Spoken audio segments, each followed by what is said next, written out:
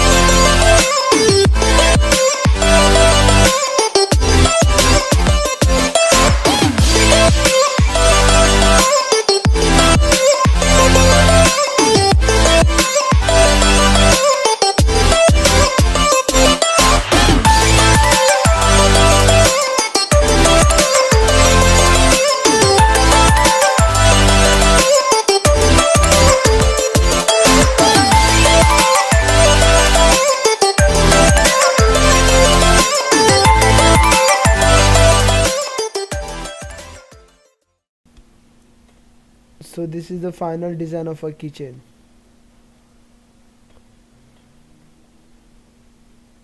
Now let us save this file.